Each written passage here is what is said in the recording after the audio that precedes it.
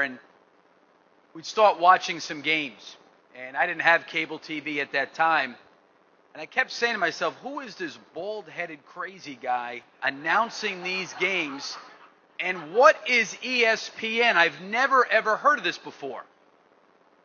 And then obviously going through college and playing and getting familiar with Dick's story, the thing that's so impressive to me is here's a person that put his heart and soul into coaching. After he finishes up coaching, trying to leave a passion behind, get started in broadcasting with ESPN, and brings the same passion. And I think every college basketball coach in this room will identify with this. When Dick goes around the country and is getting ready to broadcast games, we all get that tug on our arm. I need you there for the V Foundation. You got to come. Doesn't even talk about the games. I need you there for the V Foundation. Can I count on you? Are you going to be there? And it is the relentless passion and pursuit and enthusiasm of always being part of something bigger than himself and reaching out and impacting so many different people. And as Derek Wittenberg mentioned, we have all been affected by cancer one way or another. And to hear him in a locker room before a game, I mean, I'm going out to the locker room a lot of times, I'm drained. Tell me about a family that's suffering and struggling, and you can't believe this story, and I was with this family and this young kid. I mean, it goes on and on and on about his passion about fighting cancer and finding a cure and being totally relentless. With that being said, I want to bring up Dick Vitale and thank him for all he's done.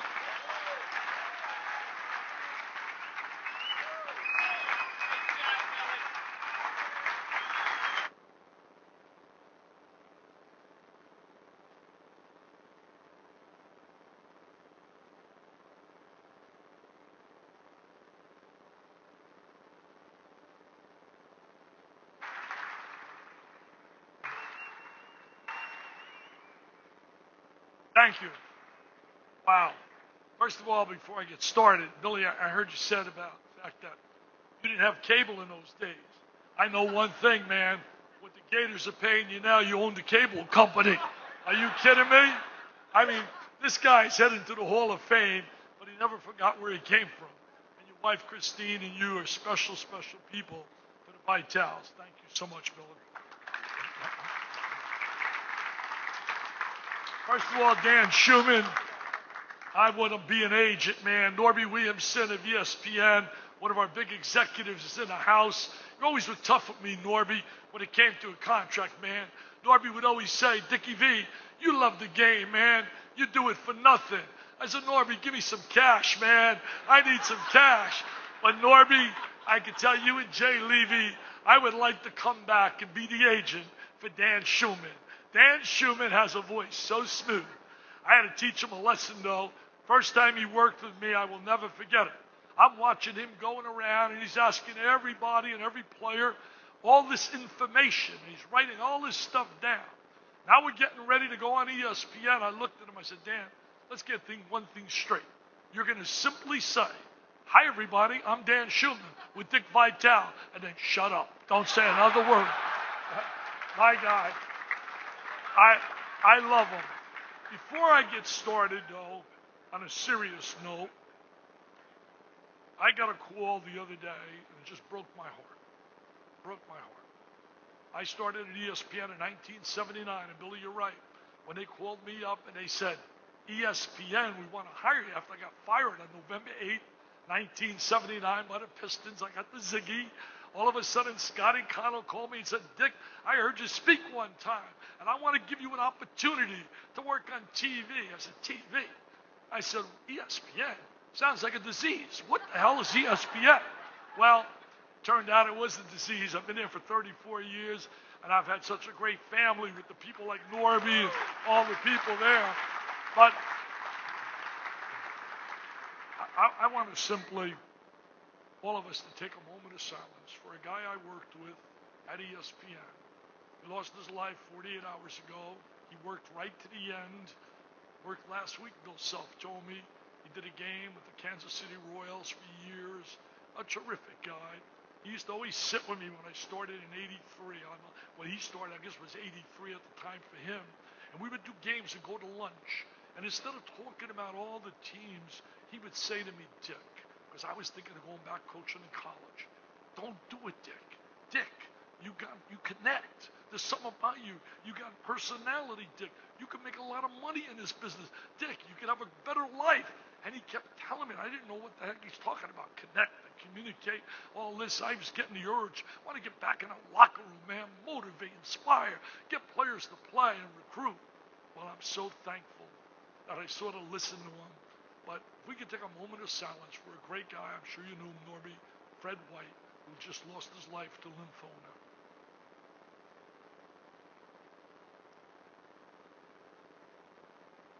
Thank you. Hey, tonight, look at this room. I look here in awe. But this would never happen without three ladies who've been unreal. Mary Keneally, I think Janet Allen, Elise, and a fourth lady. Give them a hand. They were unbelievable.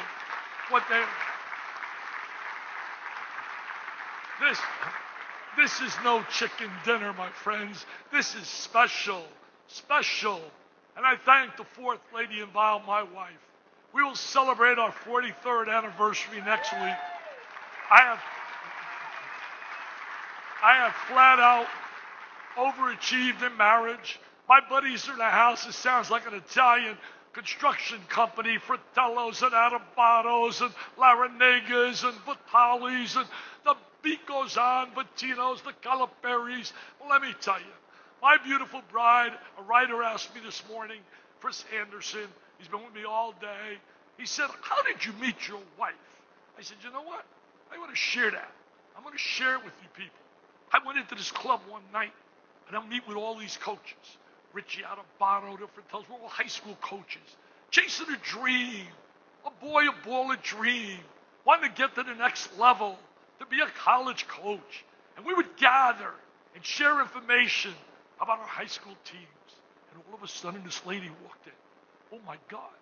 Hot pants, boots. Oh, my God. Look at that. The guy said, wow, you know how guys are. Look at that.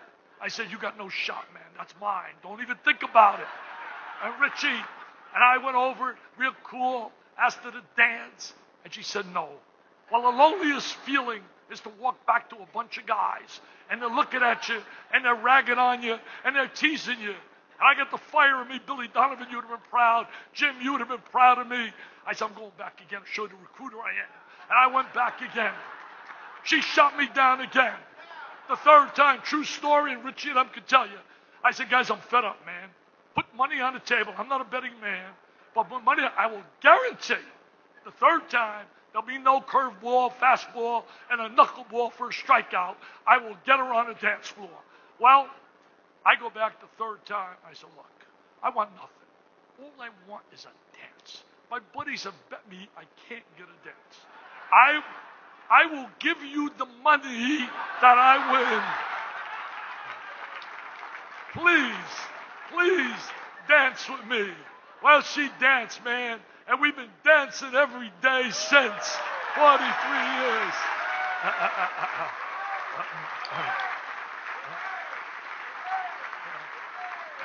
Hey, Dan mentioned the sponsors. Every one of you is so important. I know there's some people in here that worked and put together $100 each month to try and get the $1,000 to be here tonight. You're so important. But obviously there's some I have to single out. Bruce Ferris, Prudential. Oh my God, Prudential Financial. Where's Bruce? I can't thank you enough, Bruce. Bruce, unbelievable. Thank you. Crown Imports, their whole gang from Crown Imports. Johnny Saputo's people, man, I say thank you and thank you and thank you. I say to Dex Imaging, Dan Doyle and company, I went to give a corporate speech. I gave his group a motivational talk. When I get done, and my guy who's my agent would watch the Speakers Bureau, Harry, you've been proud of me. I gave my speech, Harry's in the audience, and Dan came to me and said, Dick, I hear your passion about cancer. My dad and I want to help out a little bit. I said, well, that's really nice. He hands me a check. I looked at it. I said, you can't be real, man. $100,000. I can't thank them enough. Can't thank them enough. I can't thank the people at Hooters. Sitting with me is the president and CEO. Beautiful people. Plus, I love going in there and eating the chicken wings. But I can tell you this. Terry Marks, his beautiful bride here. He's a baseball fanatic. He loves Dan Schumann, and I don't blame him. But Terry, thank you in Hooters. It's over $2 million that you've given. Over $2 million. Thank you so much. I can't thank all my buddies, man. I call them on the phone. They're always there. My guy Art Conforti, Beneva Flowers. My guy John Moran. My guy Mike Valdez. John Fields in the house. He's the head of Bank America, Merrill Lynch, Global Wealth Management. And they've been so good to us. All you people have been so good. And I say thank you from the bottom of my heart. To all you athletes and coaches. This room is filled with greatness. This room is filled with people that have excelled their dreams and their goals. Tonight we honor 3 greats. Between them, 6 national championships. I mean, does it get better in football when you think of the name of Bobby Bowden? Unbelievable. Legend, icon, as good as it gets, still as energetic as can be, filled with fire like my Paisan buddy Nick Bollettieri. These guys are in their 80s, and they absolutely will match their enthusiasm with any 21-year-older. And I feel that way. I came on TV one night. We're doing the Final Four, and somebody questioned Boeheim about his age, and he got all annoyed. He said, well, you know what, you said it to me because I'm approaching 70. And I got on the air, and they came to me. I said to my buddies, Reese and them, I said, you know what, I agree with Jim. Everybody asked the question, what do you think you're going to retire? Well, you know what I said? I got more damn energy than any 25-year-old. And I will challenge them right now on TV. Well, these guys, I think of Bill Self. My God, I know Bill. You don't want me to mention it, but I'm going to do it anyway. You get mad at me. Bill came to us. Not only is he here being honored, he said, man, I got to do something for those kids, Dick. What can I do? Well, he gave us a big, big check. Bill, you're beautiful people, and you're going to go far. And I know you feel like $1 million today, not only because of being here, but because of Mr. Wiggins. Andrew Wiggins, he just signed the #1 high school player in the country. Well, my guy Jim Calhoun, I can't thank you and Patsy enough. Jim, unbelievable. 3 times he beat cancer. He's a competitive fighter. I know one thing else, Jim. You, Bobby, and myself, right now, we're at the stage of our lives where on our birthday, our candles cost more than the cake. Well, that's so true, man. But you know what? You still got that fire, buddy. But I want to say this. Derek touched on it. Derek, you did a terrific job. Jimmy V. The reason I love being involved with the V Foundation, and I will share this with you. My heart and soul is with them because every dollar we raise goes to research. There's an endowment of $17 million. Off their endowment, all the administrative costs are paid. But another reason I'm so excited about being involved is the passion. Started years ago with the beautiful Pam Valvano, who's in the house here today. Yes, Pam Valvano Strasser, I can't thank you enough for being a leader, for setting the table, and the involvement of the family with Nick. Family caring so much to carry on their brother's dream. Jimmy V's dream was to beat cancer. And Jimmy V said in his speech, the unbelievable speech, we're going to do 3 things in your life every day. You'll feel so good. Move to thought, move to laughter, and move to tears. I will guarantee you tonight, you laugh, you're going to be moved to thought, and you're going to be brought to tears. And then Jimmy said so eloquently, cancer could take away my physical abilities, but it can't touch my heart, my soul, my spirit. And I know one thing, Jimmy V would be so proud tonight to see this gathering. I can't thank enough when I look in this room and I see the stars gathered. People like Artis Gilmore walks in. People don't know Artis Gilmore was as good as it gets as a center. I look at coaches here like Denny Crum, national champions, Hall of Fame superstar. I look around this room and I see football people, Heisman Trophy winners. I see guys that won national titles, Super Bowls, national championship coaches. My buddy Tom Izzo doesn't get better as a humanitarian, as a person than Tom, as well as a coach. I look at this room, I see rising stars in coaching, people chasing the pinnacle, but they never forgot. As I told the writer today, he said, why do these people come? They come because they love people, and they love sharing, and they're good people. We see them many times screaming and yelling on the sideline, but they're more than that. They're more than that. I can't thank you enough. People like Joe Tom. Joe Tom, an owner, Jeff Vinnick, Glazers.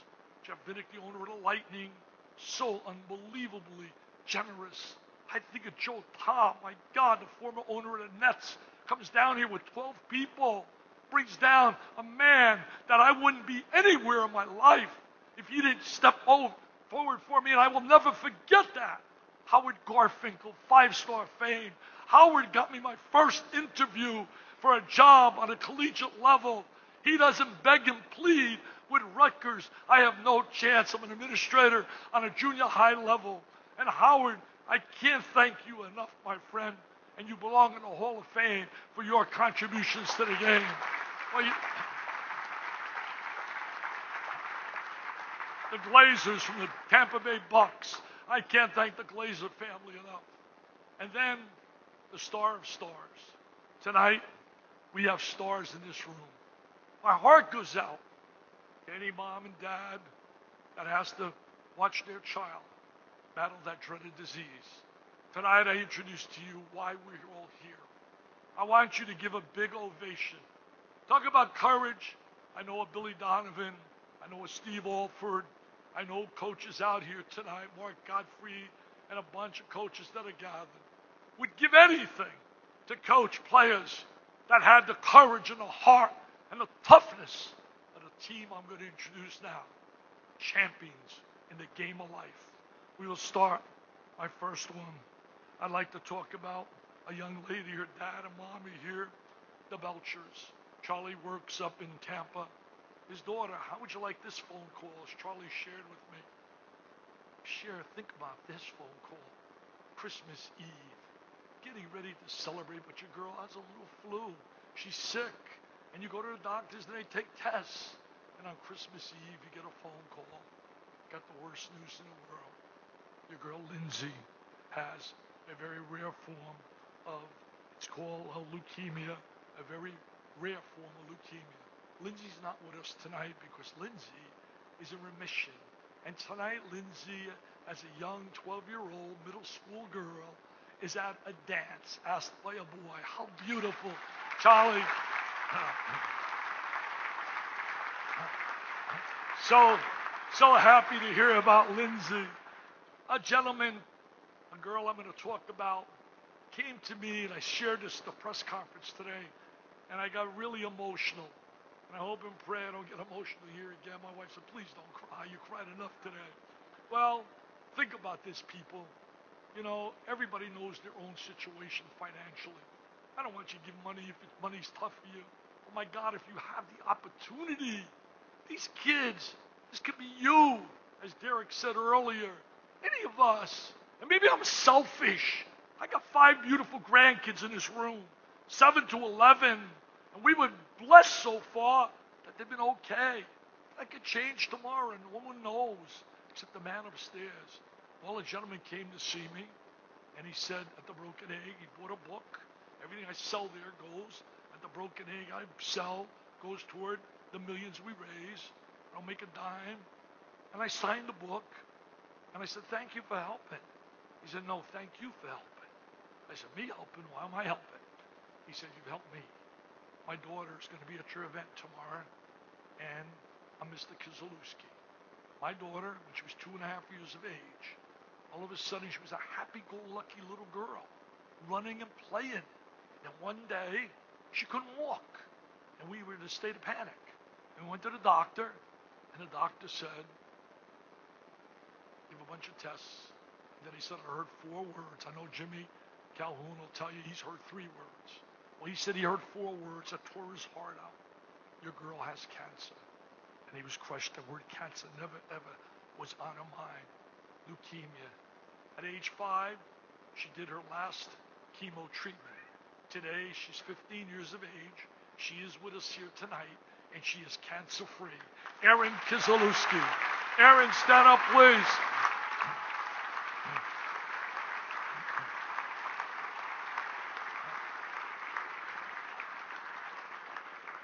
Last year, we had a young lady here who was so proud. She was so excited. She kept telling me, I can't wait. Mr. V, I'm going to go to college. I sat with her at the Broken Egg one day and talking about her dreams. Straight A student, a parent's dream. She got cancer while she was in school, but she was happy last year because the cancer was in remission. Cancer was gone, and she was ready to go off to school. Well, all of a sudden, a couple of months ago, we got a text message from her mom. They got the worst news in the world. When she went for a test at all children's, came back, the cancer came back. And not only did it come back, but she had an inoperable tumor located near her heart that had to be treated through spinal taps. She sent me a text message today. Ashley can't be with us today. She's been in a hospital for months, and she's in a hospital right now. So if you get a chance tonight, say a little prayer for Ashley Kruger. I go on. Dylan Simmons, my God. Think about this guy. Unbelievable when I think of Dylan. I think of a guy playing hockey. I got a letter from one of his coaches playing hockey at age 14, and then all of a sudden, a brainstem tumor. He's here tonight, and I wish him all the luck in the world. As the coaches hugged him, Dylan, we wish you the best, buddy.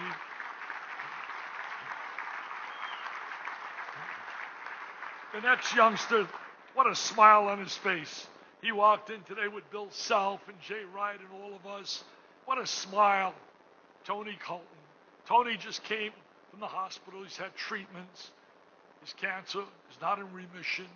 Tony's a battler and a fighter. Well, let me tell you how special Tony is. While Tony was in the hospital, he's a Sarasota youngster. Ashley's a Sarasota girl. John Romano of the Tampa Times wrote an incredible story that just brought me to tears reading it. Tony and Ashley became great friends while they're sitting in a hospital days and days and weeks. They became great friends, and they heard about the expenses. You see, your insurances don't cover all the things they have to face. Travel, all the problems, can't pay the mortgage, can't work. Well, Mom and Dad, you think I can work? You think I'm working with ESPN and my granddaughter and grandson battling cancer? It's a 24/7, man. Tears your heart out. Tears your heart out. I listen to all these families share this with me. Every day, Chris Anderson, who's from Sarasota's Hero, was with me all day today. He couldn't believe the number of people coming up to me. I don't know why now. I'm like a walking advertisement. Everybody coming up to me about their problems, having cancer in their family with kids. And I listen, and it tears my heart. I always think, reflecting my family. Well, you know what Tony did and Ashley? Tony felt so bad for Ashley and her expenses. Online, in the hospital, while he's doing chemo radiation, he raised over $40,000 to help his friend Ashley.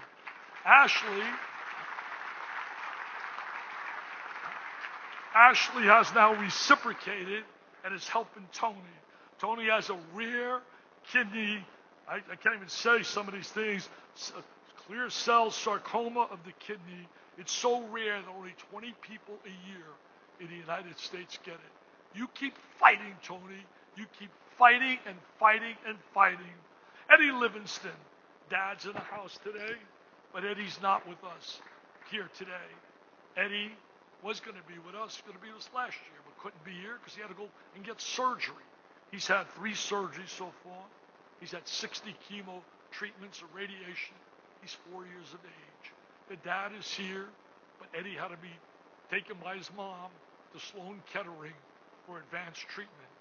Think about that. Think of what these people face. And I sometimes we moan and groan about travel, about problems. Then we think, and the youngster here, my God, became a favorite of mine. 5 years of age. I was visited at Tallahassee Hospital. I was in town to do a Florida State Duke game. And I'm there to do that game. And Florida State upset Duke when I was down there. Orlando Hamilton doing a great job. And I'm in the hospital, and they said, I want to take you to meet this little kid, man. I walked in that room, and from the instant I looked at him, a smile, hugs. It was just beautiful. I can't thank his mom for the beautiful words she shared with me here tonight. But when Jonathan was in that hospital, and he's been there for quite a while, battling leukemia, I begged the doctors. I said, come on, man. Can't he get out of the hospital at least for 3 hours? Put him on a bench at the game. Let him have a ball and bring him back to the hospital. His dad is a surgeon. His dad worked at the hospital. His dad is the first African-American captain ever at Florida State football. His dad operated on one of our honorees, Bobby Bowden, on prostate cancer. Today they're so proud when he spoke to me on the phone the other day. I said, Dr. Camps, how old is Jonathan? He said, you're not going to believe it, Dickie V. He's 21. I said, that was 16 years ago. Feels like it was yesterday. Jonathan, so great to see you. You look beautiful, young guy. Stand up, man.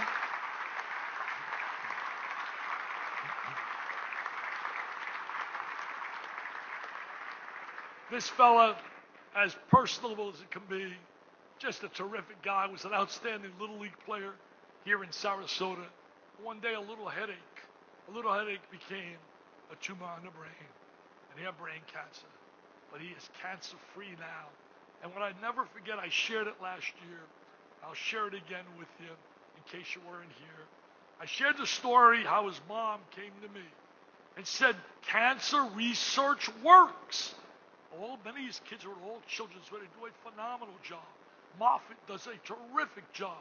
Great hospitals have passion and great people. But he shared the mom with me. Said when you people gave that research grant in memory of Peyton Wright, whose mom and dad are with us and are always with us, Holly and Patrick, when you gave that research grant, those research dollars worked because that study of the brain affected my son, and my son is now cancer-free. So your dollars work, man. Kyle Peters, please stand.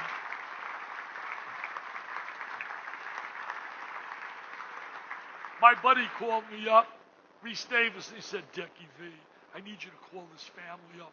Youngster up in Connecticut battling cancer named Cameron Greenwood.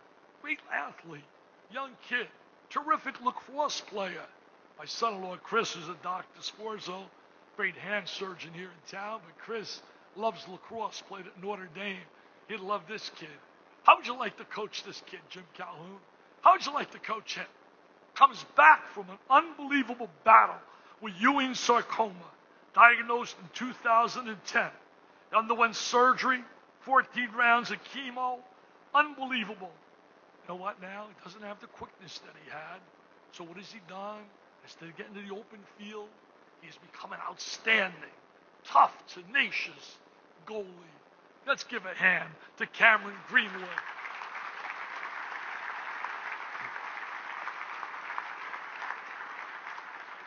A girl that's won our hearts. Every time my wife sees her, my wife just melts. She's been unbelievable. Unbelievable. She's been here 3 years in a row. She was diagnosed with Ewing sarcoma, a rare form of bone cancer.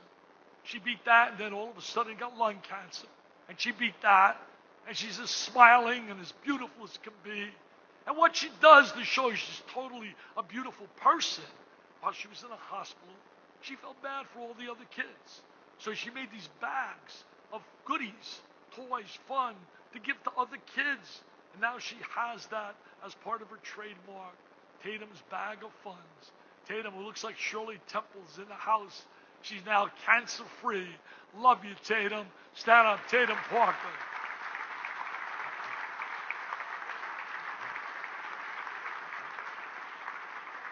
And the last child I will introduce, you're going to melt later in this program when you see a video about a love affair between a team, Michigan State basketball, and a little girl. A little girl that's battling cancer and fighting like you can't believe. As an 8-year-old, she was diagnosed with a rare bone cancer. She's unbelievable. Her neuroblastoma, her cancer has an aggressive cancer, and she needed immediate treatment because the cancer went to her spine. She's just been unbelievable, her personality. She's been so special with the people at Michigan State. Magic Johnson and I did the game when Indiana played Michigan State. Tom Crean's in the house. Tom got a few calls that went his way that day, and Tom Izzo let me know about it, but that's okay. Bottom line is, I shared it at the press conference. I was so touched. I like to observe people. You find out a lot of people, because he didn't know I was watching him. He didn't know I, really was observing what he was doing. Adrian Payne, one of their star players, they lost the game. But yet he found time after the game to come over where our broadcast booth was and where she was sitting. And he came over to see her and gave her a big hug and a kiss, and she reciprocated. And I was hitting Magic. I said, Magic, look at that kid. That's a special kid. Well, Adrian's in the house with us tonight. Tom is in the house. And little Lacey. Lacey, you're adorable. We love you. And you're going to beat what you have. You keep fighting because you got a team at Michigan State that loves you as well. Give her a big hand.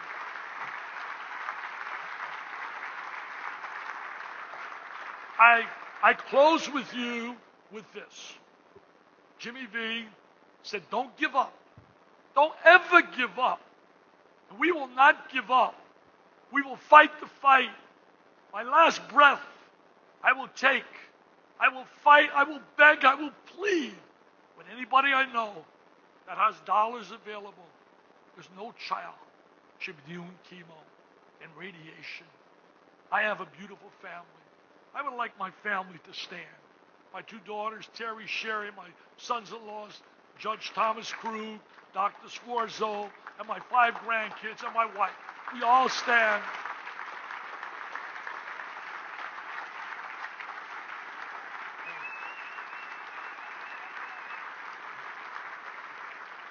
I love you dearly. You mean everything to me, as Dan said. Nothing, basketball, anything, is priority in my life over my family. And I will vow in a selfish way to make sure, as one oncologist, one pediatric oncologist told me, he said, Dickie V, there's not a whole lot being done financially in a world of kids battling cancer. A lot being done in a world of breast cancer, in a world of prostate and colon, but no child. So please, I beg you tonight, when we ask later on, if you're able to make a donation, think about it. It could be your child. It could be your grandchild. It could be mine. Cancer affects all, whether one is rich or poor, black or white, Christian or Jewish. It'll bring you to your knees. We must unite as a team.